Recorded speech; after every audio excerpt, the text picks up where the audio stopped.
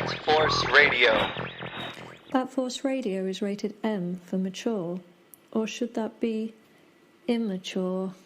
Hey guys, Dustin Nguyen. Hey, this is Snyder. This is Paul Dini. And you're listening to Bat Force Radio. And you're listening to Bat Force Radio. You're listening to Bat Force Radio.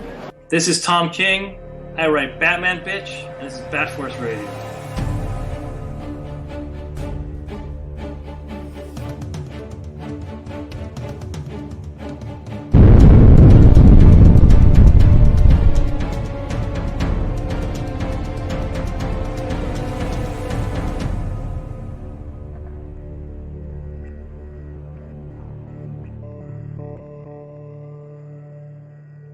Legit. All right, welcome to Bat Force Radio, the Batman/DC podcast with no limits. Doing a classic review tonight that I feel is way overdue. I have an echo, and I have I'm hearing that too. I have Bat Force Tom over in sunny California. Cheers, Duck. I got Grumps over in New York. Yo. I got Jesus over in Jersey. You gotta wear the masks. And I got Robin up in Canada. Hey. Man, we're doing this. This is so overdue, but I'm actually excited about tonight's episode because we have a classic review that I'm surprised we haven't done yet. But tonight we are reviewing the Court of Owls story arc by Scott Snyder and Greg Capullo, which is the arc that set off the New 52 run, which they spearheaded. It's probably the best thing to come out of the New 52 run. I think that's sort of the general consensus. Even the people who are most anti-New 52, because of things like Wally being gone, this, that, and whatever issues they had with it, everyone sort of says, but at least Batman was good. Yeah. I would have to disagree and say Joker's daughter, but, teach their own. Man, I remember that book was like skyrocketing, and now it just like plummeted. I don't know what the hype was about that Dwell a Dent, but this the Court of Owls, after rereading it and enjoying the hell out of it again, I have to say, after going through their prolific all their work that they've done together, I'd say that Court of Owls is still definitely easily the best thing Scott and Greg have ever done as a team, and the best thing Scott Snyder has ever written, like in terms of comic books. This is just solid. Sure. I like Black Mirror, I like Endgame, I like Metal, I like all that stuff, but when you read back to Court of Owls, it feels like so Batman. The whole unnerving, dark, spooky detective vibe to it, and the horror element as well, and the creativity. I mean, the idea of a Gotham City Illuminati that's been around forever it's pretty cool, and I feel like was overdue as well, because a city like Gotham, you're gonna have something like that: old families, old money controlling things behind the scenes, and I mean the freaking artwork. Anyone else have the Absolute? Yes. It is. Let's do that. Amazing. I highly suggest to any Batman fan to get the Absolute Court of Owls, because the artwork for Court of Owls in this with these dimensions is just breathtaking, man. And, I have the Noir edition. Oh, there you go, even better. What really surprised me going through each issue that I forgot and took for granted was how consistent Capullo was with like the detail and quality of every issue. It's like every background is so nicely done, like every detail, like it's so great. And I was like, man, I don't even remember. I knew I liked it, but I don't even remember how good this was when it was coming out. Like he was just nailing it out of the park every issue. I don't remember how much time they had once they started putting them out at the stores as he was still writing them, but at least the first like 4 or 5 issues were just like fucking awesome. And then I know you were talking about the idea about the Illuminati. Did you read the introduction that Snyder wrote for the Absolute? Yeah. And he was talking about how he was scared of writing Bruce Wayne when he was given the job. So he kind of like figured, okay, I got to figure out how to approach this.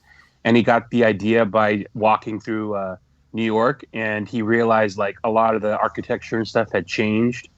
And so he's like, well, there's my story. Like Batman thinks he knows Gotham really well until he realizes that like you don't know Gotham, Gotham knows you, and that was genius because I think what's so like awesome about this, it's not just any other Batman like story. Like every other writer sometimes will just like, okay, well, I have to start with this villain, or I have to I'll bring in Joker, or I'll bring in whoever. And he was like, he made the city the fucking villain, and like wedged in another part of Batman history that he just created out of nowhere, you know, which was genius because like he didn't have anything else to compete against. Like you don't have to compete against somebody else writing Joker, somebody else writing whoever. Like he just straight up created his own mythology. And yeah, man, I have to agree. I mean, I love the other stuff that he's done, but once you read this again, and then you think about, this was the first time he was writing Bruce Wayne Batman. Like he had done it with Detective, but with what's his name, Rick? I think his name's Rick. Rick Grayson. Dick. Yeah. Man, this was strong as fuck to come out of the New 52 as like the #1 issue. This is some strong shit. And you have to keep in mind the pressure that they must have been feeling coming into this, because they've both worked on big stuff before. Like Greg had worked on, Spawn and Haunt, and he'd worked with McFarlane for years and done Marvel stuff, and Scott's been all over the place. But then they're coming in to doing the first time Batman has been rebooted. It's a company-wide reboot. Everything is starting over at #1. And they're taking over the book that is literally the book that sales are measured by. Like the metric that sales are measured by for books is based on the number of copies a book sells in relation to Batman. Yeah. So they're taking that over, and the strength of their start, like I'm gonna jump into the first page of issue 1 to give an example of how well they started it. First of all, the first thing that they start issue 1 with is Bruce, the exposition from Bruce, where he's talking about the Gotham Is section of the Gotham Gazette. So that's the first thing that you read, is the reference to that article in the paper. And that is also the final thing that you read at the end of issue 51, at the end of their run. So they began and ended their Batman run with that article, with that, part of the newspaper. So that's a massive thing to lay out as the first words you read. But then also on that first page, there's so much laid out for the story you're about to read, because you have 3 panels on page 1. So you have these opposing shots of a Gotham slum with an owl carved into the architecture of one of the buildings. Opposite to that, on the other side of the page, is Arkham Asylum with a bat flying over it. And then Wayne Tower is in the center of them. So it's sort of setting up like, here's the city. The owls are in the city. Batman is busy over here. He's busy with the villains and the asylum. And then Wayne Enterprises, the Wayne family, their legacy are caught in the middle of all this. And all of that is just laid out on page 1. Damn. I didn't even notice the owl in there. Oh yeah. Well, did you guys notice the '89 Batmobile in the Batcave a few pages? Oh down? yeah. I don't think I caught that the first time. I don't remember. It's been a while. Well, that's the thing. It's been so long since it came out. Yeah. I don't remember if I caught stuff before. Yeah. It's cool to see it again for the first time. Something that I caught again for the first time. I don't even think actually I maybe made the connection. I probably did, but when he's talking about that sequence about Gotham and he's talking about the villains, and he says, but for me, Gotham's criminals, whether old, and he's fighting Clayface in the panel, and then it shows or new, and it's Jim Gordon Jr. sitting reading a book in his cell. So he's obviously throwing a little nod to his own detective run, which was dope. I didn't notice that. And that's another cool thing, because Scott got to do Detective as well as the Gates of Gotham miniseries before, like while he knew he was doing this. So like he knew that he was going to be writing Batman. He was already building the Court of Owls. So he had references to it built into, just subliminally put into Detective and Gates of Gotham, like just little owl imagery here and there, so that when it started coming up that there was always this owl imagery was in Gotham, you could maybe think like, yeah, I do remember seeing some stuff like that. And also in that splash page of the Batcave, we see that I believe it's that hydration tool from Batman Begins that the Scarecrow was trying to use, or Ra's al Ghul, I think it was. That cylinder-looking device. I think that's what it is, but I could be wrong. But Where is it? It's on the splash page in the Batcave, so it's across The from first the issue? yeah, so it's across from the '89 Batmobile, and I'm not sure, but it does look like the device that was from Batman Begins, with the thing they were trying to have in the cargo. Oh, Yeah. I see it. Yeah. So like two movies across from each other. I thought that that might have been something, but Greg went in hard. He had a lot to prove. He just started Batman for the first time, and everyone was like, "Oh, he's gonna draw like Spawn's cape," and these nerds were complaining. And I fucking wish he did. Yeah, me too. I wish he did too. But Greg, he kind of had something to prove, even though he doesn't have anything to prove. I felt like he came in swinging, and really, dude. Yeah, it's the art looks amazing in all these issues. What I liked is it shows also like how in that Gotham scene, obviously they don't let the villains have all their shit, so they take all their disguises, they take all their like accessories. So I didn't realize, but Sionis, he's Black Mask had a painted on like skeleton face.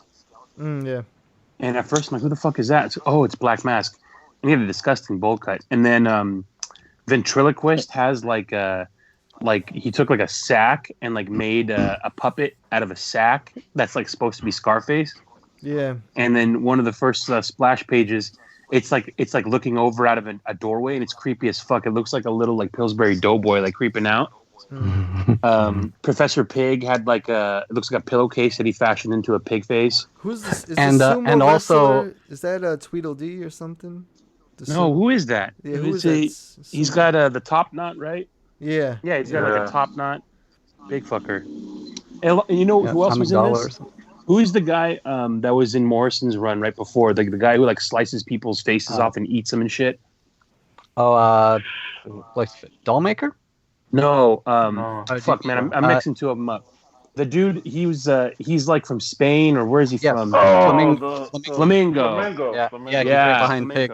My favorite thing about Pig in that splash is his mask is very, very resourceful, but he also has that piece of paper safety pin to his shirt that says "Prof." So I'm not just a pig; I'm Professor Pig. Yeah, he made it out of a pillow sack. It looks like. Pig. Yeah, Greg The went Riddler in. too. Yeah, Riddler. The Mohawk or whatever. It's interesting to see how much his Joker has evolved too, because this Joker looks nothing like the later Jokers that he ended up probably. He probably had way more time, obviously, in like Death of the Family and Endgame to really perfect what he wanted his Joker to look like. But goddamn. Yeah, Greg went in swinging, man, and the art attests to that. So we have Bruce Wayne. Looks like he's at a fundraiser because he wants to rebuild Gotham or build it a bit bigger and stronger. Is this where he meets Lincoln March? Yeah.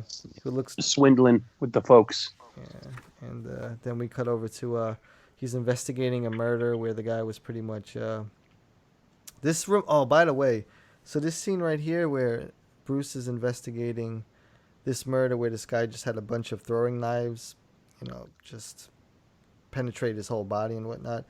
This is directly out of the movie Seven. You guys remember the movie? Yeah. Oh yeah. So this is 100%. like directly out of it because the way he's investigating it, he's looking at paintings and then he finds that you could I guess it was covered with alcohol or something. Paint thinner. Yeah, it's paint thinner. Right? Yeah. And it says lights up to say Bruce Wayne will die tomorrow. When he takes DNA under the fingernails, he finds out it's Dick Grayson's DNA. So it's it's a really cool, strong first issues to set up the new 52, and I love that little nod to Seven. So one cool little thing when it doesn't really mean anything until towards the end of the story, but the page where we first see Bruce being introduced to Lincoln March, it's not acknowledged, but it is noticeable that there's a resemblance between Bruce and Lincoln. Yeah. And that, comes into play later on when Lincoln, reveals what he's going to reveal. Yeah. And then we cut over to this tower where we see Bruce getting thrown out of a window. then it cuts back to him chasing. It looks like, I don't know, what are they, human traffickers that he's chasing with the motorcycle? I don't know. That's what it alluded to when they were saying throw the bodies out. But this is such a cool scene when he's riding on the train tracks overhead on the motorcycle, the bat cycle, and just pulls a guy out from the train. I mean, this is like, yeah, this is Greg at his best, man. This artwork is so cool. And that's another thing that I don't remember how many issues they did this in, but they would give. Remember how Breaking Bad would start with a scene that you had no context for, and you're like, okay, what the hell just happened? And then by the end of the episode, it would bring you up to speed with what was happening there. So they did that with some of these issues. It would start off with, what the fuck just happened? Yeah. He just got knocked out a window. And then by the end of the issue, you're like, oh, okay. Yeah, that's cool. And then we cut over to Gordon where they're doing the autopsy for that guy that got killed. And Bruce discovers that his molar has the insignia of the Court of Owls, which is interesting. He's with Dick Grayson. Let's see. And he cuts back over with a meeting with Lincoln March. Is Lincoln running? He's running for the mayor's office. Is that what's going on? Yeah. Mayor. They gotta use him more. Hasn't been around in a And while. And look at this shot of them here, where they're standing in the tower there, face to face. Like they really do look alike. Yeah. He's a big fuck. Well, He's big. actually bigger than Bruce is. Yeah, well, that's Thomas Wayne Jr. apparently. And then a Talon comes through, pretty much trying to kill March and Bruce. Talon, good fighting scenes. And they throw, so Bruce and the Talon go tumbling out of the window and pretty much. Does the Talon break Bruce's fall? I kind of missed that. No, he kicks him out of the window, and then as they're falling, he's talking about the very last Guardian that was built to guard the people coming in by air into the city. It wasn't added till later because obviously air travel wasn't a thing at the time that the other gargoyles were built to watch the trains, etc. So he grabs that. Bruce grabs that one, and as he grabs that, the Talon keeps falling, and he tries to break his fall a little bit by expanding his wings, but he still hits the car like really fucking hard. Yeah, they and don't then show that one. No. Yeah, he flips up, and that's when he's looking all dope. Like he looks like Batman, but as Bruce Wayne on that Guardian. Yeah, I like the ambulance takes him away, and then the Talon just gets up again and kills the paramedics. And I wanted to think about that. Think about you just respond to this scene where Lincoln March and Bruce Wayne have been attacked by some fucking assassin, and that Bruce Wayne got kicked out of the fucking tower and fell at least 5 to 6 stories, but he's just chilling on a gargoyle, and you're like, oh, yeah, Bruce Wayne's all right. I guess must have just fucking. That's it. Yeah, he's fine. Yeah. Hey, And what the fuck? And this last page, this last page, you can tell that this is Batman being drawn by someone who's used to drawing some horror stuff, because that last page is all bloody ambulance. Yeah, I like when all you could see is the eyes in the ambulance from the windshield. Yeah, that's cool. Yeah. Yeah, and then we cut back to 1922 where Alan Wayne, ancestor of Bruce Wayne, I believe, is running scared, paranoid of the Court of Owls that they're coming for him. And then we cut over to the subway system. Oh, it's cool because I guess Alan jumped in front of a train. Is that how he came? Oh no, he jumped fell. in a manhole. Yeah, the word was he allegedly fell into an open manhole, and the official report was that he drowned in the sewer. And then we cut over to Batman trying to get some intel from who's it? Mob boss. One of the gangs that so he figures that the Talon got into the tower by coming through the train tracks, and there are 5 tracks, and each of them are run by a gang Mole people. that use them for running drugs in. And then we have New the York mole people. See the Whisper Gang, even though they're not practicing social distancing, at least they have masks on. They do. That's right. And they're all attacking Batman because he doesn't have his mouth covered. I was thinking about that being a meme for like when you go to Walmart and don't have when you go to Costco and don't have a mask on. And they're all I fell down a YouTube rabbit hole of watching videos of people who just live in the train lines down there in New York. Some crazy shit, man. They're tapping into the electricity and stuff. Yeah, it's like crazy, dude. It's like Ninja Turtles. Oh yeah, today was also the 30th anniversary party of the 1990 Ninja Turtle movie, and they had like a live pizza party with the original cast on YouTube. So that was pretty cool. No way. Yeah, just a fun fact to throw in here to document. Was what's his name there? What's his name? Donatello. Yeah. Corey Feldman. Yeah. Corey He was. I think he was there. He was supposed to be there. They had the original Casey Jones and the original Shredder, and they were reading lines, and that was pretty cool. That's one thing that we've gotten a lot of during this is reunions, like virtual reunions of things. You guys got to watch the community reunion on YouTube. Yep, it happened. I saw they did a reading. Yeah. I watched the Office one on John Krasinski's show. That's crazy. But yeah, man, the Whisper Gang, which I would like to see the Whisper Gang again. See, the thing about Scott is that he will always introduce cool bad guys and then put them back in the toy box for a long time. Mm-hmm. Like, what happened to Whisper Gang? What happened to Bloom? What happened to so many people? But I mean, anyone can kind of, I guess, pick it up and take it. You know, they just don't. Yeah, even the Court was away for a while, but Yeah, so, some stuff does get referenced. Like I was thinking about it today while I was rereading this. Later in the story, when Bruce reveals to Dick his own family links to the Court of Owls, that has been used as recently as this year in the Nightwing book. Yeah, the Whisper Gang is cool. Bruce is back in the cave. Him and Alfred strike up a conversation about the Court of Owls, believing if it's real or not, and that he's analyzing the Court of Owls dagger. Yeah, he's so suspicious of it the whole time. You know, every time he references something like the dagger with the owl logo, you know, the thing in the tooth, you know, that they want me to believe that there's a killer out there who wants me to believe that he's the Talon and that the Court of Owls is real. Yeah, he's very resistant to believe any of it. Yeah, I mean, I think it's also something that like they know deep down inside they believe in it, but I think they've moved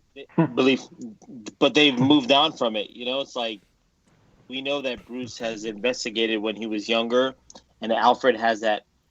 You know, everything that happened with his dad has brought him to where he is now. But I feel like they've all put the whole Court of Owls story to rest, and now that they're seeing this dagger, you know, now he's intrigued to start investigating, but he doesn't want to do it. Yeah. You know, like he's trying to convince himself that it's just rhyme. You know, like, you know, he wants to move on, and it's been a skeleton in his closet for a long time. That's true. And it's easier, it's easier to believe that this is just someone using that motif. You know, just it's just another killer. I'm going to take this guy down, and it's going to be over. Like, hey, it's like it could be another imposter or something like that. You know, but we've moved on from this. Yeah. I didn't like the idea of the cow being like a helmet. You know, you see it sitting there on the computer. I was like, whatever, you know. And then as you flip through, like, I think 2 pages later, you see the conversation through the eyes of the cow. I was like, all right, that's pretty cool. You're right, yeah. That is pretty It's cool. like a hidden camera. Yeah, because at first you think, oh, it's somebody else there. Then you're like, oh, it's a fucking cow. That's a good one. And he's back. He's visiting Lincoln March at the hospital, and they're discussing the Court of Owls as well in the nursery rhyme. I like that nursery rhyme idea. It's kind of like a Freddy Krueger-esque thing to do, you know? And Yeah, totally. like Sure. 1, 2, Freddy's coming. Yeah, it's very unnerving. So that's kind of cool that the court's there. And then a bat's back on the hang glider over Gotham. Oh man, I tell you, man, Greg. Great image. Yeah, Greg just drew a great Gotham, and this is one of my Did we- favorite. What's up? This image is badass. Do we already go by the one where he's saying, "I got to get some fresh air"? Oh, that was right after the ball, or right Yeah. after his Monument fundraiser. March. Yeah, when he's jumping, that looks like super Spawn-esque. I think Where that it's was got that was a cover too. They made that into a cover. that was the New York Comic Con Yes. New York Comic Con exclusive cover. Yeah, correct. That's correct. Yeah, and that's when he's jumping. Yeah, man, that image is badass. It's very similar to this one with the hang glider. That's one of my favorite pages, or 2 pages, when he goes into this apartment. Before I even get into it, what apartment is he going into? Did they say, or is it just a random apartment that he? This is where he started talking about how his family, was it Solomon or something? One of his ancestors was one of the first people for superstition reasons, to start skipping the 13th floor in his buildings. Right. So he decided to look for a 13th floor because, it would be a floor that was sealed off Yeah. and not used for anything. So he decided to check one of these buildings and see what was on the unused 13th floor. And that's where he This is finds a this random apartment. building, the manhole, and he jumps through, and he's like, bingo, and he finds, because he's talking about how owls nest in other people's territory. This is the most recent owl, whatever, lair, whatever. Yeah. 2006. Yeah. I love that little rave stick he's holding up, that little glow stick. It's so cool. Like that blue tone. He goes from the red on that rose warm color on the left page, to the blue on the right side. It's pretty cool. So Greg was really thinking all of this shit out. And then we're in this little nest where there's weights and daggers and a big court emblem and that ancient Talon armor, which is really cool. I would love to see more of that, or like a figure. It looks almost steampunk almost. It's pretty cool. Yeah. Very cool piece. Yeah, it feels like something that you would see in like a museum. Yeah. Yeah. Yeah, that's It's how like ancient it is. in the '89 Batman movie, how Bruce has like all those Japanese armor suits and stuff. Wherever they're from, all the various Japanese. armor. He knows it because he bought it in Japan. Yeah, and he comes in and tells them, but it sort of looks like that kind of thing. And I mean, I love that panel too, because you're seeing all that detail, but for like a second, you're feeling like he's gonna like animate and like fight Bruce, But, Yeah. In your head, you kind of want to see it happen, but it doesn't, obviously. But it looks like he's about, and it's also because of like the color of the room. It's like it's created that suspense, and you feel like that horror element that something's about to pop up. Yeah, this is my favorite part of the book, maybe. I just love how he's investigating this stuff, and it's so strange and weird and interesting, and how well Greg drew it, and he sees how long the owls have been. Like, if you have went into this book not knowing anything about the Court of Owls, and then just started reading this, you're going to be hooked, like nail-biter hooked. Like, what's going to happen next? Who the fuck are these people? Why are they wearing these masks, Good tension building. Yeah, and the art. Yeah. It's the artwork though that really does it for me. Like Greg makes you explore pages, which is really fun, and you could just look at them for a while. So the colors are great too. Yeah, I guess it's FCO, right? Yeah. It's the OG team, FCO, and then Glapian on the inks. Yeah, this makes me want to start to go through the New 52 Omnibus of Batman, actually, because I want more Greg art. So, but and this is one of these few stories in the more recent where Batman is 24/7 in detective mode. Yeah. Like he is constantly just trying to find, as much as he can about every tidbit about the Court of Owls. Yeah, I like it is that's really like a cool speed, you know. It's like they kind of switch gears, and he's constantly showing that he is a detective. You know, this is what he does. This is his origin. Yeah, and there's no sidekicks, no multiverse Just him, craziness, just Gotham City and some spooky underworld shit, which is cool. Yeah. And he's there, and he's investigating daggers, gliders, which we haven't seen. It looks ancient though. It looks like an old school one because they could fly with new devices. But that old school glider is pretty cool. It's cool though how as he goes to the different locations from different eras, you see the advancement change. Like the first one he was in was just basically a bed, some kettlebells, and some weapons.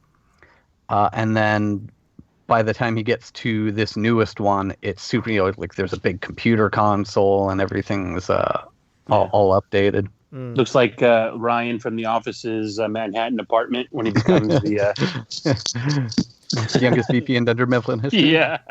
And, all coked out. And then the whole thing blows up right outside. Blows up while the Talon's watching. What's interesting is this. Oh, well, they could have moved it, I suppose. They could have moved stuff from that nest, but that place looks like a fairly modern condo with a lot of ancient owl stuff in it, so maybe they just moved that stuff. Fuck it.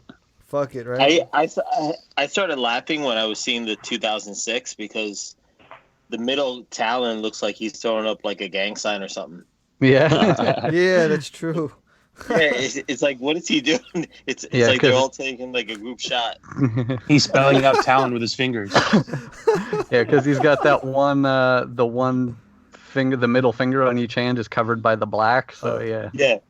That'd be great if he was given the bird with each hand. The bird, yeah. For like a second, they're like, "Yo, throw it up real quick." Yeah.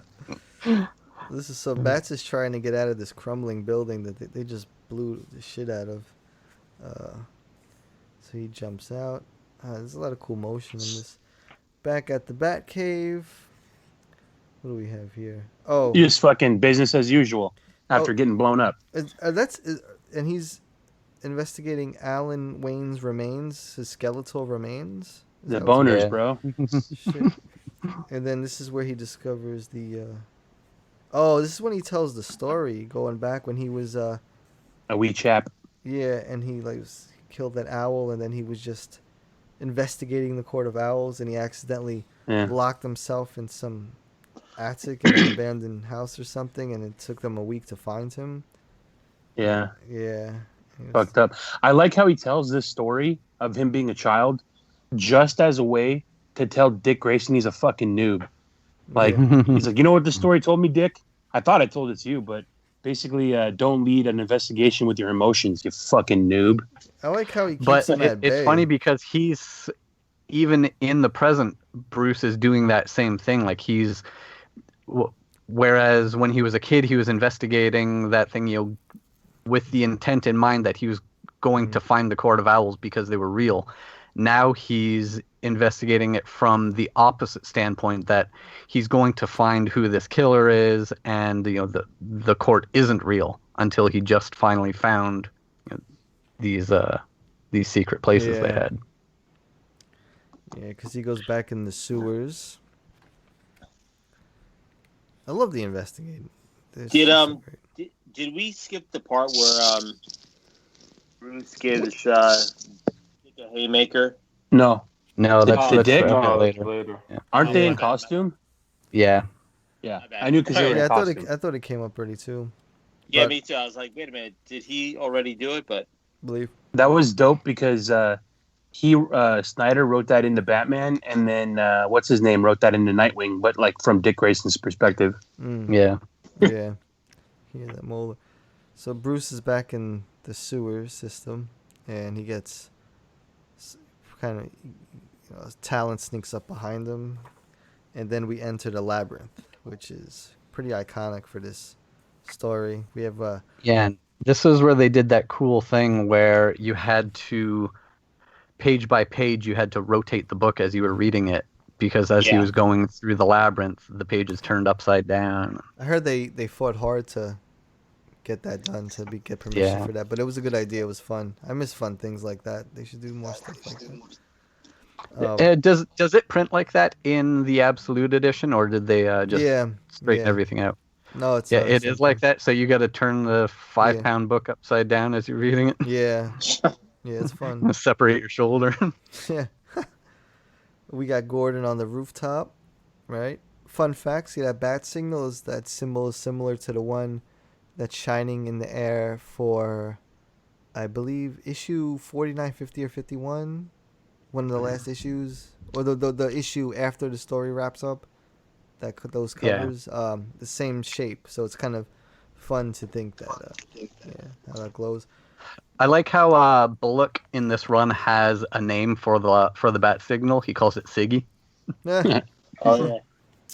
Bats has been heard of in like Nightwing and Batgirl, Damian, Catwoman. Roughing people up looking for answers. Yeah, everyone's concerned that he's not around. There's tension there. And then Bats has been in this underground maze labyrinth with it. And, it's still iconic. That giant owl statue, or fountain, I should say, in front of him is just, yeah. The idea of this labyrinth, I guess, is to make people lose their minds. Yeah. And as you can see here, Bruce on day 8 of quarantine is already losing his mind, so we're all pretty familiar with that. Yeah. And what do we got? So it's just amazing. Yeah, I mean, at this point, I was kind of thinking about also kind of like when we reviewed the previous book, Colts. It's like he's not drugged up, but he's hallucinating so much that he's just half in it, and he knows when to weave in and out of the darkness too, to kind of just get a grasp of like gravity a little bit, but you could see you can really feel that he's talking to himself, and even when he starts drinking that water, he knows that he's so thirsty and that it has like a hallucinogen, a property to it, that he still's gonna do it.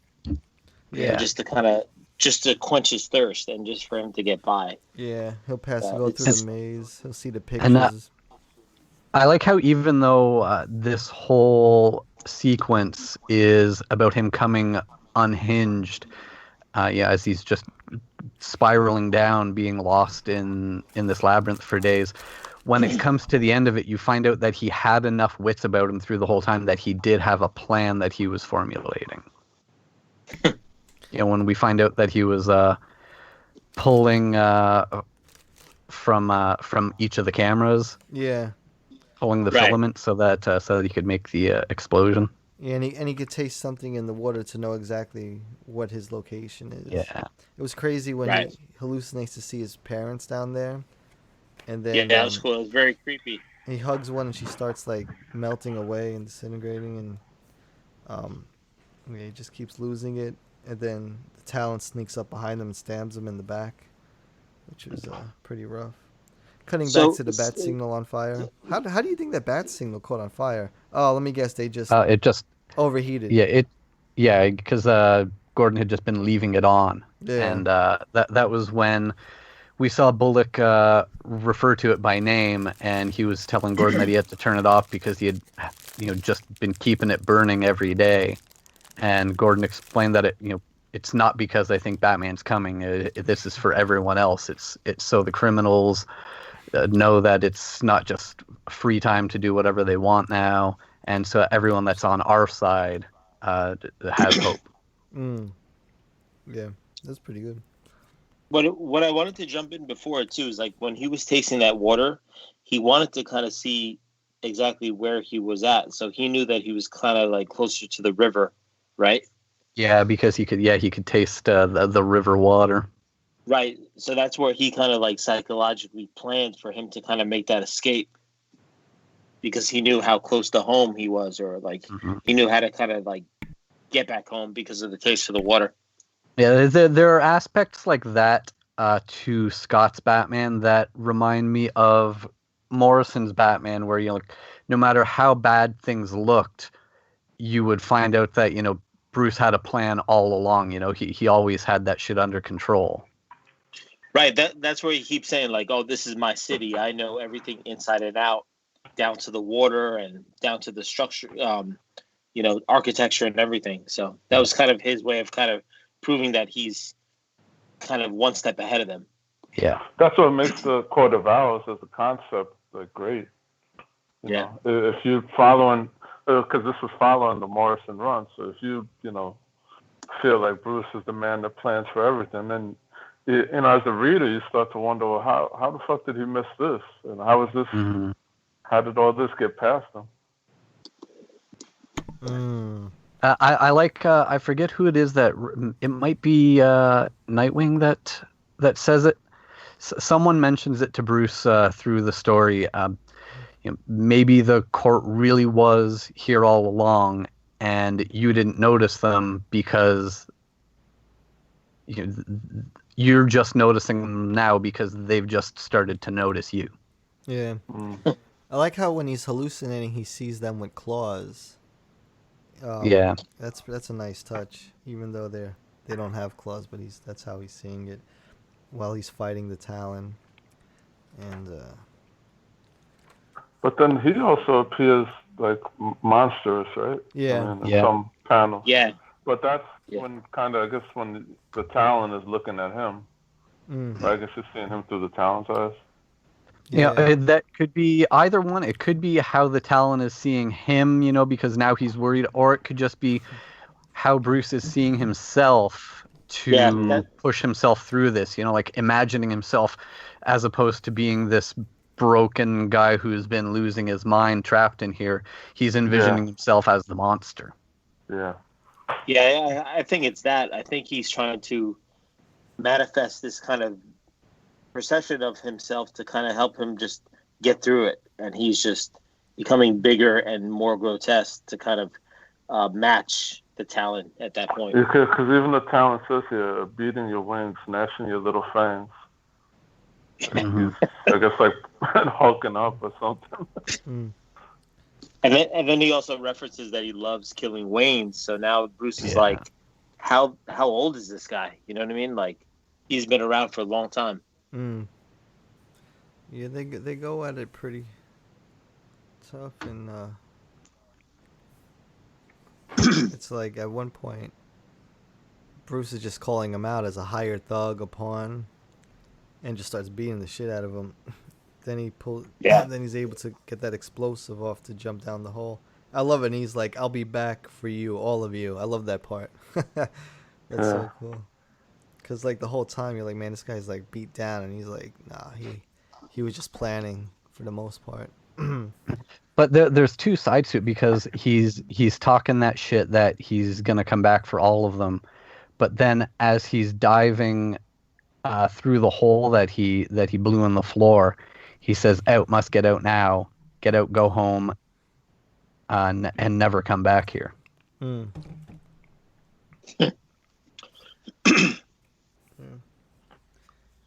And we also get coming up, is it this issue? Maybe it's in the beginning of, I think it's the beginning of the next issue, where we get the introduction to Charles' favorite character of all time. She was next good. issue. She was good until, well, we'll get into that in a second. But they're about to wake up all the other Talons from those coffins. But this is kind of cool. I like how she saves his life, right? Yeah. That's what she was interested in. And it's like, I told you to stay away from me.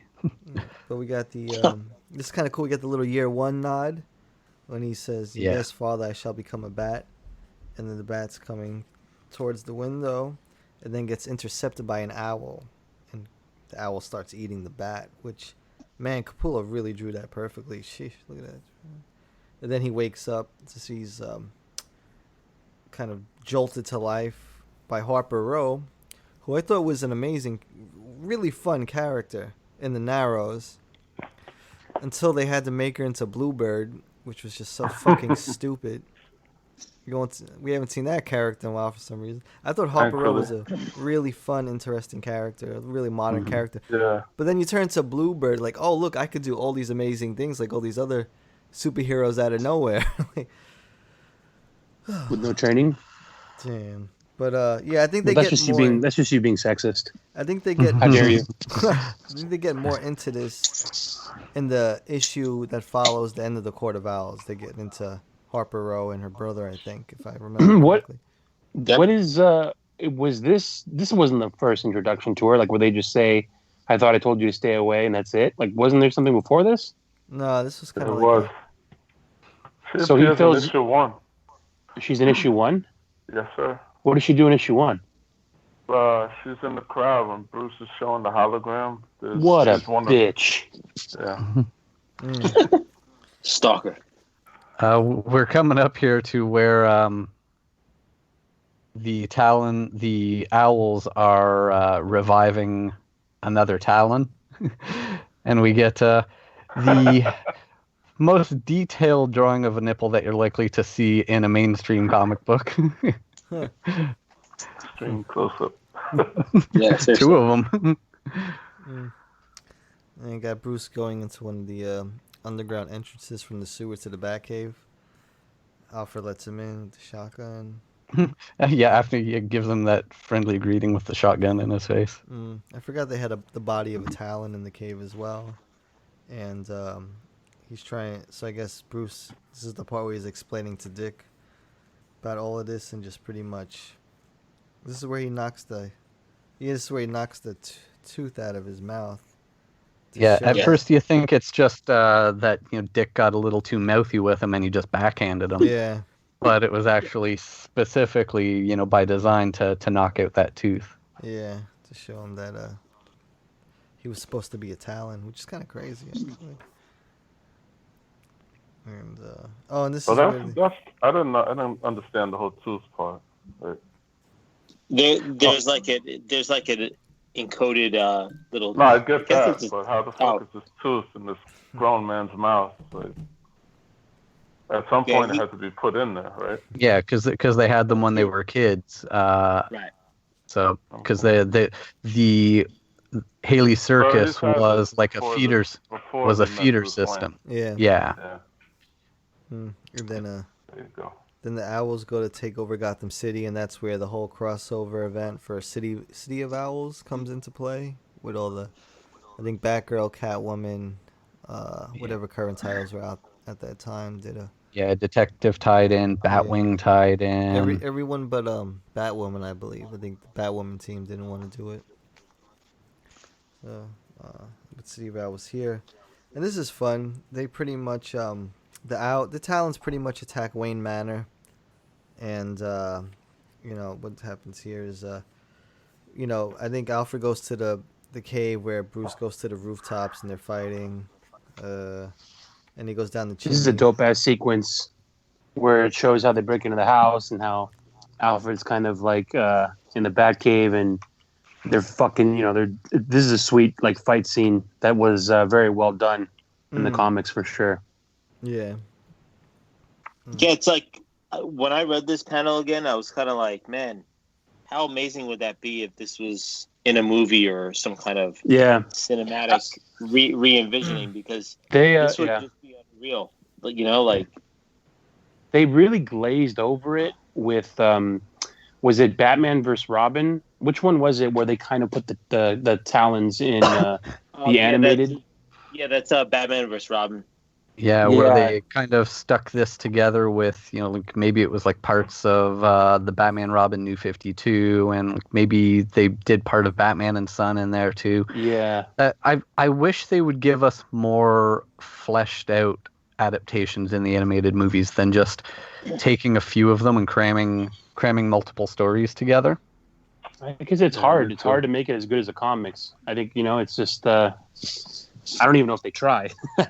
So yeah, because even at this point where we're reading it, I was like, man, we're all thinking, man, could this work out as a movie? But I think as a like an animated movie, it would just be just as successful because obviously they wouldn't try to make this into a real movie because there's just so many things that have been done before and things that are coming. But this would be really successful as a mature, um, you know, Yeah.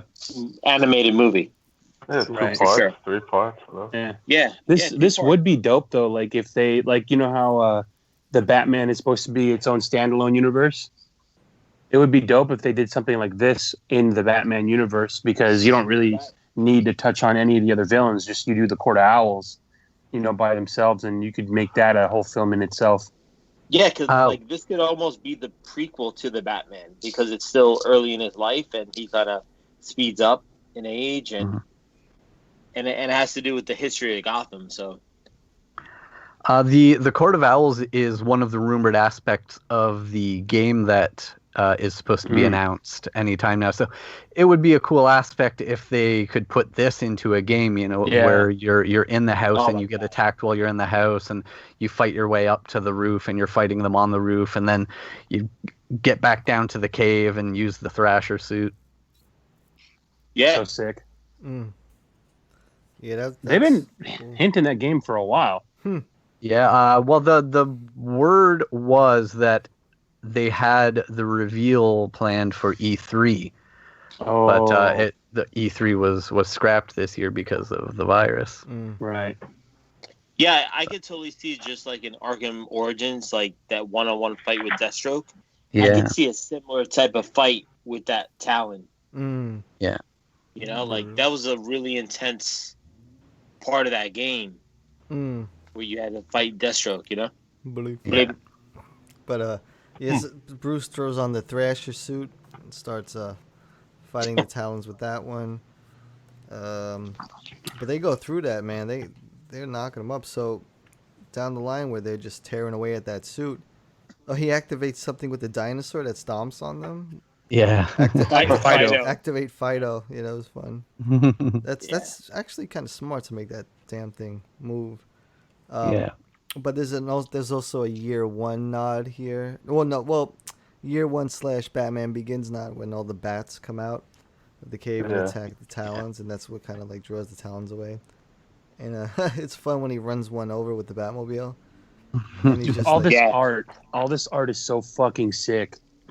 Yeah, every this detail. This is primo. This is fantastic artwork, and Batman is just thrusting it in the Batmobile towards Lincoln March, is it right? To see what's going on, but he gets there too late because it turns out that Talon already threw a dagger through his chest. Ouch! After he shot him. But it's kind of weird that the Talon could take a bullet and just go down. Whatever ammunition that guy has is Well, he did reference. He said it was armor piercing that he got from a friend on the force or something. Yeah, that's a pretty intense round. And Bruce visits one of the Court of Owls. Who is this woman? Does it say, or is she just? It's the raggedy bitch that is in charge. You can tell by her raggedy fucking hand.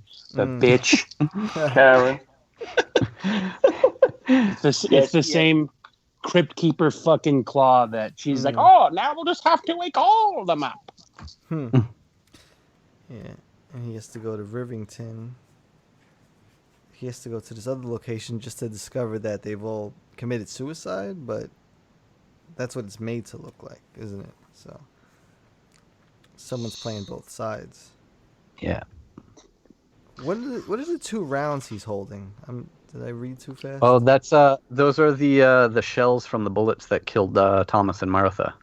That's what I thought they were, but I was like, did I miss something? Because that's what I think. Yeah, that's what I assumed. There's the point where Alfred finally takes them back from him. Gets him to stop handling them, and he puts them back in this little box they sit in. That's pretty fucked up. Brutal. Yeah, he keeps some pretty twisted mementos. Then he has an epiphany about the morgue and going to this Willowwood. What is this? The hospital. Is it the hospital or the the hospital? Oh yeah, children's. Where the children's the place where Lincoln grew up. Yeah, and then that's where he discovers Lincoln, and that he was behind this, and that he has this new high-tech Talon suit. he's pretty much telling him that he was the abandoned son of Thomas and Martha Wayne. That's why she always visited this hospital, and obviously Bruce didn't believe it, but part of him is definitely wondering if that's true or not. I think that's kind of a cool, fun thing for Batman mythology. For sure. Guy got the Talia tricked him into having a son, and now he's got this hidden brother, and just all these other fucking. And also, like, this is the part where you kind of find out that, at least, Batman's figured out that Lincoln has kind of gone rogue because he's poisoned the rest of the higher elites of the Talon to make Batman think that they're all dead. Yeah. But it was all his doing. Like, he's kind of gone rogue, so he can do whatever he needs to do to get closer to Bruce to kind of reveal this news to him that, he's his brother. Yeah. Yeah, and they have this aerial fight. And you kind of think that from the beginning because they look so similar. Yeah. Yeah, it's like the way that they drew him in the beginning, they look so similar, but Lincoln was kind of a little higher in perspective than him, or taller than him, or like kind of like an alpha male because of just the fact that he's just a little taller than him. Lincoln says, "I'm Thomas Wayne Jr.," which I think there was a Thomas Wayne Jr. at some point on Earth 2, years ago in the 60s or 70s or something. But this is the first time in like modern continuity they bring up that name. Yeah, and they're both going at it. And then the building they're in collapses. They're in one of the new towers that I believe was going up. And I don't think there was any trace of Lincoln March while Bats escaped. So he's still out there. And Bruce is just explaining to Dick about all of that and the maze. And how it remains a mystery as to whether or not Lincoln March is in fact the brother of Bruce Wayne. Looking over the city. And Bruce pretty much says, if they come back, I'll be watching always. So I think Scott Snyder actually stuck a landing with this one as well. Like, I think it actually wrapped up pretty well, even though it's kind of open-ended, because we don't know what happened to Lincoln March. I know he did get his own series shortly after this. And he did come back in, was it the first Eternal that he turned out to be the big player in? Yeah, I forgot about that. Was it Lincoln March Talon that was the spin-off, or was it a different Talon? No, that was Calvin Rose. Calvin. That was a cool book for like the couple issues that it lasted for. Oh, the actual Talon. Yeah, it kind of felt like a little bit like Uncharted.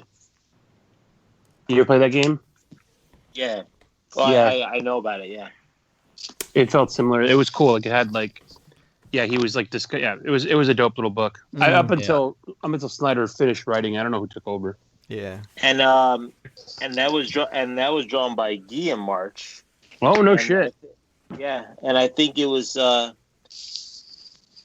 did Snyder and Tynion write it, or was it just Scott? From what I remember, Snyder started it, and maybe Tynion took it over. Yeah, I feel like he just like finished it. Yeah. But that was a good series. It's like they kind of explain how the next Talon that came up had to kill the other Talon, right? So and where you had that thing where Calvin was trying to eliminate the Court of Owls, and he had that sort of backstory thing that he was sort of like an escape artist or something like that, and so he always got out of whatever they put him into, like sort of like a scot-free kind of thing. Yeah, scot-free. God, man, this makes me like. Man, might need more New 52 now. Well, here's the thing, like this. Think about all the other books that were coming out. This sits so much ahead of everything else at that time. This is the best thing Scott and Greg ever done. Is the Court. I probably have to agree. Don't get me wrong. They're both awesome, and Capullo obviously does great work. But this just felt like it just feels like a masterpiece. Yeah, it's the best thing Scott's ever written as far as Batman's concerned. He hasn't topped Court of Owls yet, Not for me anyway. I don't know. I don't know. How can you, to be honest? Like, It's especially just, when it's original. It's exactly. It's completely original. And it's it own. sticks to Gotham. It's not overreaching. No multiverse, crazy, fantastical shit. No space. No fucking Bat Family shit. You know, it's just straight No up time Batman. travel. Yeah, it's just Batman for once, and that's why it's the best thing Scott's ever written for Batman. I think. You know, it's just if you think about it, maybe that's why he had to kind of go in those directions, because he recognized that I fucking made the best Gotham Bat book. Now, like, I can't. I mean, anything I do, if I keep it in Gotham, everyone's gonna compare it to that. So I gotta like go someplace else with it now. Yeah. But you know, it's So I'll say this is the best Batman stuff he's done. But you guys, you know what we need to cover is his Justice League run. Yeah. Because his Justice League shit is fucking awesome. Like, and he wasn't even trying, because he was doing Justice League in between Metal and what else was he writing? He was doing Metal and he was doing something else, and Justice League was just kind of there. So, yeah. And also, I think the most important thing too is like DC gave him that liberty to fill in the blanks on a origin of Gotham that no one's ever really done until now. Until obviously, like, Stronger Murphy has kind of revisited that, but kind of Scott's kind of put the flag on the moon, right? And he put that history to Gotham, and everyone's like, "Oh my God, it makes sense." And now, you know, the story's going to hold for the next 20, 30 years and still look, you know, still keep its like integrity and its taste, because it's really a foundation for something that was missing for so long. Yeah. I think you could really tell the status that this reached when the Lego set of the Thrasher suit and the Talons came out. And we were like, well, there it is. Holy fuck. They got a fucking Thrasher suit Batman Lego set with 3 Talons. And the figures that they put out too, like the regular 6-inch figures. We had the Thrasher suit oversized and the Talon. Right away. Mm-hmm. Yeah, Talon was good. Army built some of those Talons too. Yeah, like foot soldiers, you know? It's like, it came with so many of them. It came with the mask too. The Court of Owls mask. Yeah, I remember people taking those to cons and like getting them signed and then cosplaying. Oh, the big mask, that came with the trade paperback. I thought we were talking about the little Talon figure. Talon came with figure. came with the little figure that's size right, mask. Yeah, that was. You gotta wear the mask. Give him a mask. Hey, this one's legit. The Talon mask is legit because there's no opening. Oh shit. With the one that came with the trade paperback, and it's hard plastic, so shit goes back in your face. You can wear that during the pandemic. The only thing I did with mine, I wore it once for a Halloween party, and I bought 2 pairs of cheap sunglasses and popped the lenses out, and put 2 lenses in each eye to really black it out. Yeah, it's a creepy ass. It's very thin. The one that, you know, mask comes with the trade. Yeah, it's a thin mask, but wear the mask.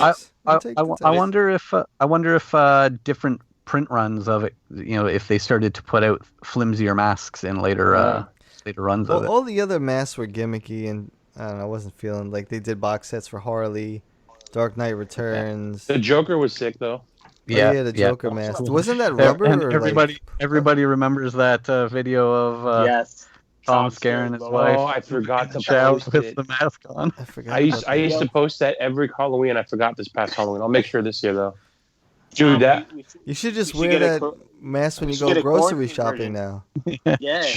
I would, but it's got an opening in the mouth. You can't wear that one. Shit. Oh shit! Just null and void. Put some electrical tape over it. You'll be all right. Yeah, I'll put a hospital mask under it and then wear that one. Watch everyone. Then everyone will for sure keep fucking 6 feet away. Holy fuck. Just put like a coffee filter, you know, inside of it. You'll be fine. On the masks. But man, I don't know where we go from here. What So all right, Tom, what do you give it out of 5? Oh man, let's do this rating scale out of let's see here.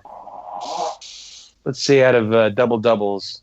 Out Oh, of 5 shit. double doubles, I mean, it's got everything. It's got Gotham. It's got Batman. It's got Alfred. It's got the art's amazing. The writing's on point.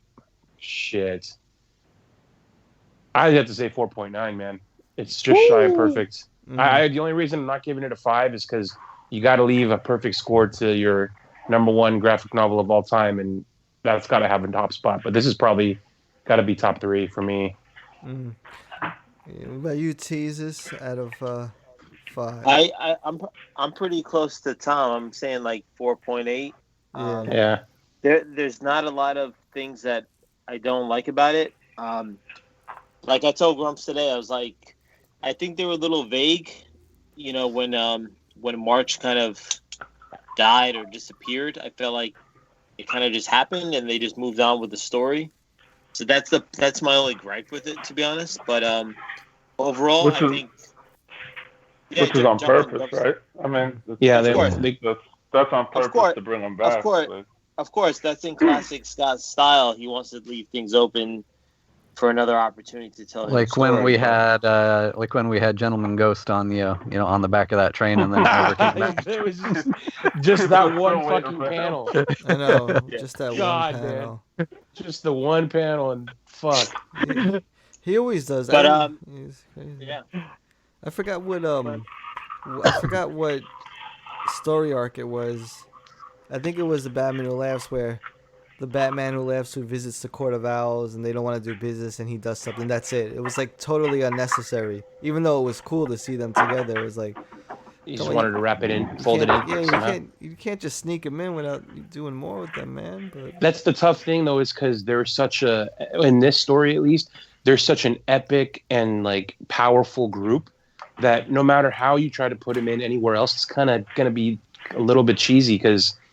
It's like, it's like putting Godzilla in a chair. Like, you know what I mean? Like, Godzilla's a fucking beast and a monster. You can't put him sitting down in a chair. That looks weird.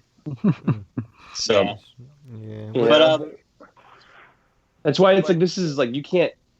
Where do you go? Like, you can't just put the Court of Owls back in any old book. Like, they got to be as powerful and as influential. But basically, though, Batman pretty much fucks him up in this one, though.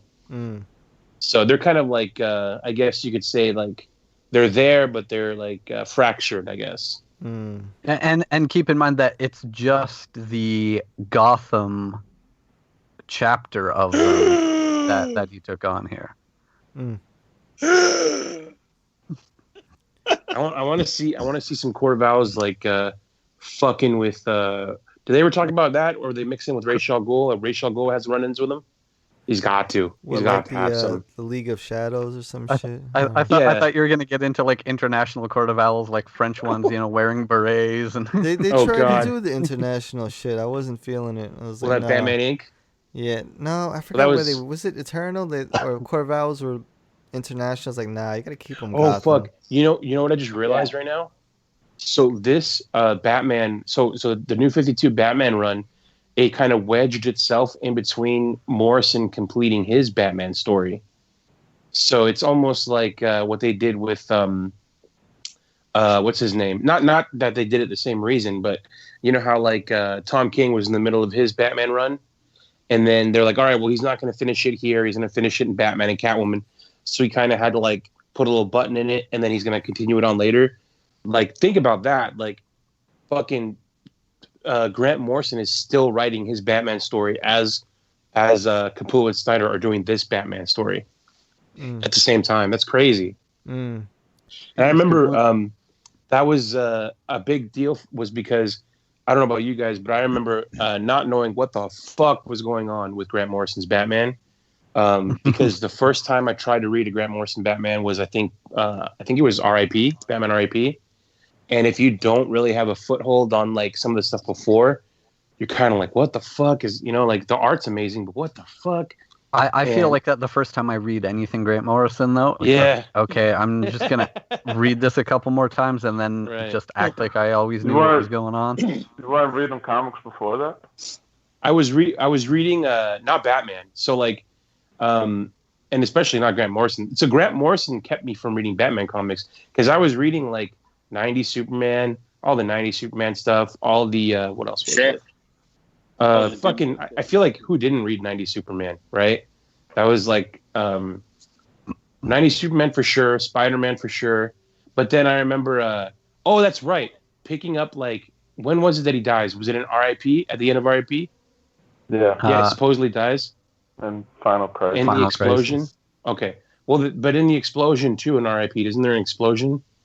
Like on a boat or some shit or a plane? Helicopter explosion. It might have been Final Crisis, but I remember specifically picking up the trade and reading it and being like, the motherfucker dies. And then that was also because I was reading the first Spider-Man comic I ever picked up. What's his name? Dies, and Ben Reilly takes over. And then the first Superman issue that I bought was the Death of Superman. So every like first significant like picking up of a story, everyone's always dying. So I'm like, I'm not gonna do this anymore. Damn. What about you, Grumps? Out of 5 Lysol sprays, how many you? I don't want to answer. I don't want to answer. It was good. It was Yeah. It's all right. You can be honest. Well, Snyder's not your forte. No, I can't be honest. I could be a lot of things except that. No, 3.5. Damn. 3.5, Lysol sprays. Snyder has his.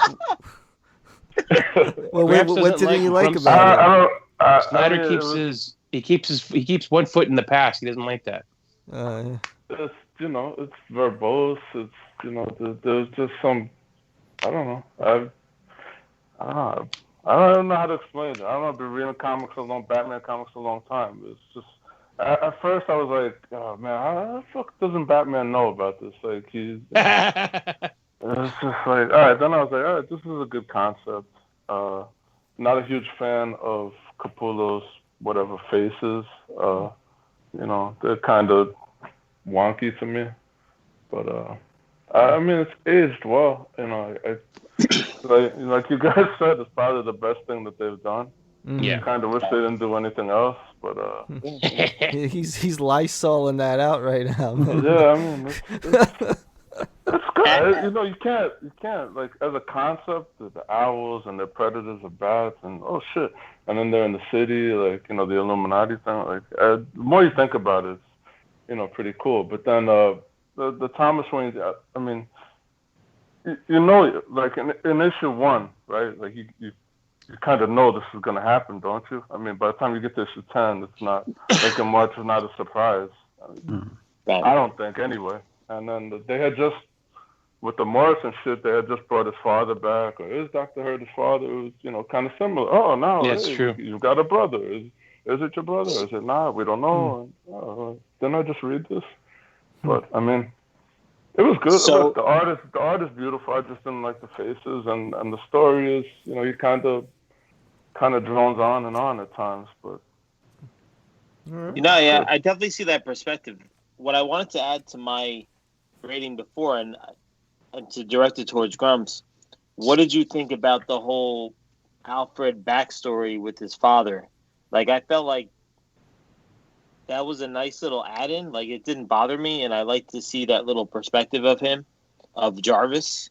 Like, that was in the backup issues, right? Yeah. I kind of feel like keep it simple. Like, the more you start adding to the origin story, the crazier it gets. Like, do you really need to go back to Alfred's father, and then Alfred's grandfather, and then his great-grandfather?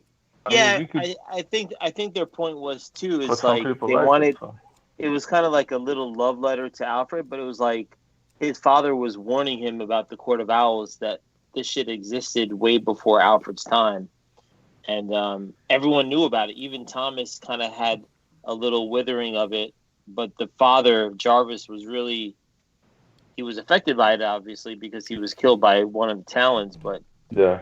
He wrote that letter to him saying, don't do it.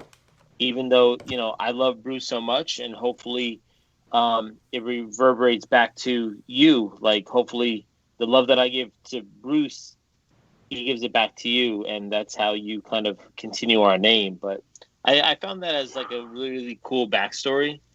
I'm the only one that thought, like in the first issue, the fucking Gotham is God. I'm like, oh my god, bro, I get it, I get Jesus Christ, if you fucking stop. Gotham is But Two-Face. Gotham is Two-Face because he's two-sided. Oh, all right, already. But that's whatever. I don't know. It was good though. It was fucking. The concept is amazing. I mean, it is. It's different. I didn't know before I read this shit. I didn't know owls were predators of bats. I had no fucking. Who the fuck knows that? Teaches you a little something. Yeah. Watches the Nature Channel or whatever. It's like, I'm surprised, honestly. Lincoln March hasn't come back. I didn't even remember. Like Robin said, he was in Eternal, but like I thought we were gonna see this character again in a bigger role, and somebody will probably revisit that. Do you like how Capullo drew Alfred? Like I felt like I don't like the faces, bro. The eyes, the raised eyebrows, the exaggerated watu But I mean, the cities are beautiful. The colors are beautiful. The strong jaw lines. It's like his landscape is, like you said, his landscape is beautiful. His I think somebody said something earlier. I forget who it was, but I don't think Capullo was on the map in the way that he was until this book. I mean, I think he was obviously a star, but not a superstar. Sure. Yeah, like his sketches of the Batcave are really, it really takes you there. His perspectives are really different. That these aerial views are something that you really don't see as much. At least at that time you didn't.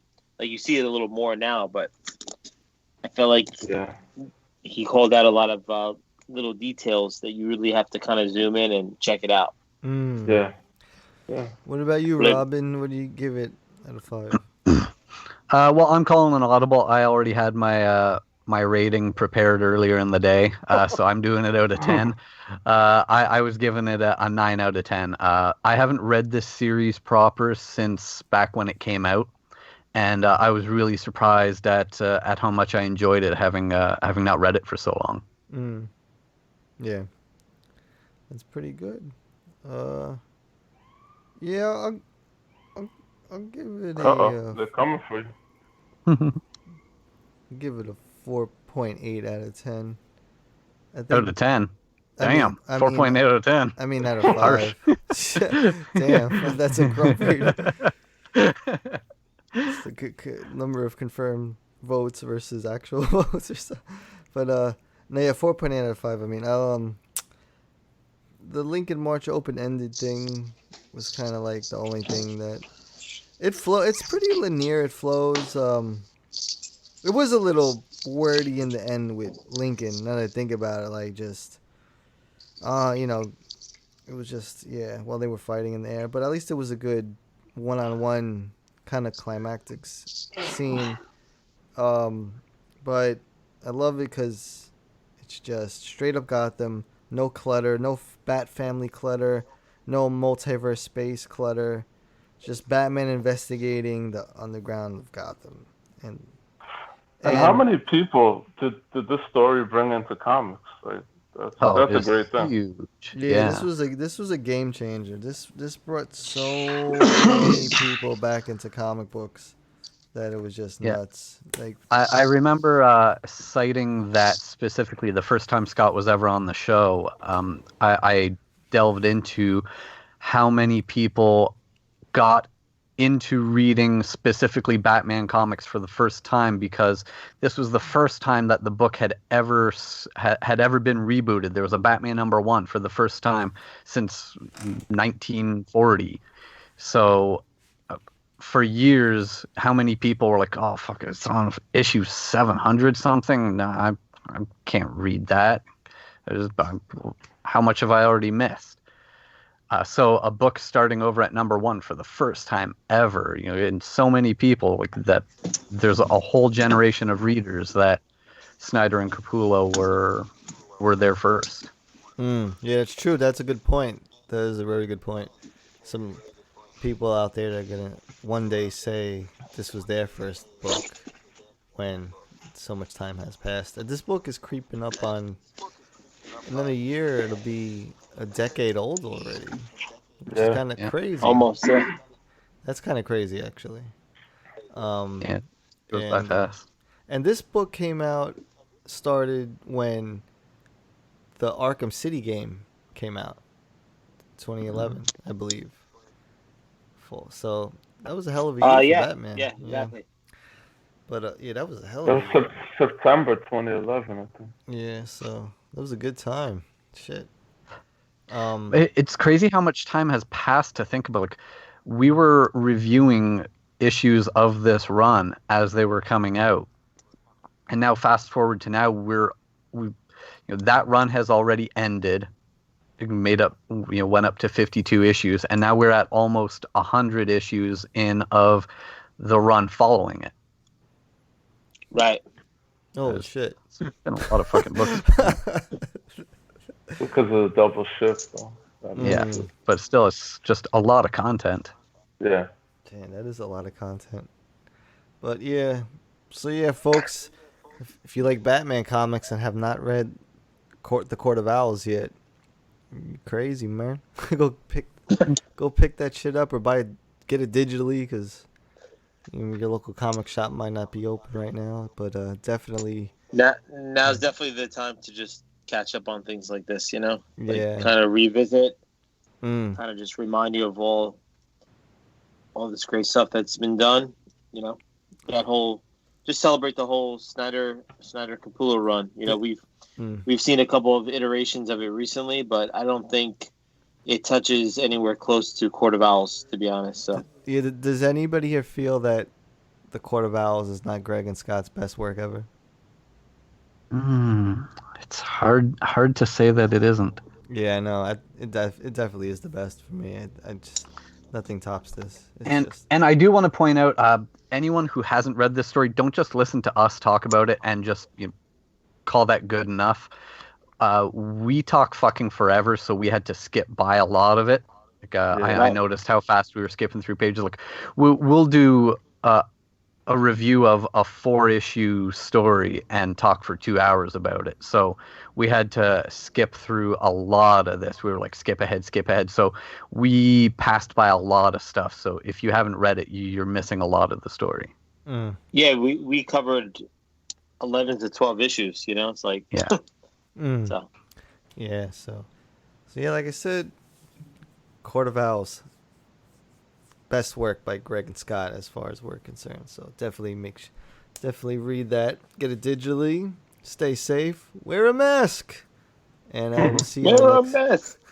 Take the test and wear a. Take the test, guys. Stay 6 feet. I don't understand. What's wrong? Just put on the mask. Do the right thing. Maybe. Bad Force Radio, iTunes, SoundCloud, Spotify, and YouTube. See you on the next one. Hey Gotham dwellers, make sure to stop everything right now and subscribe to Bat Force Radio. We can be found on iTunes and SoundCloud. Don't miss out.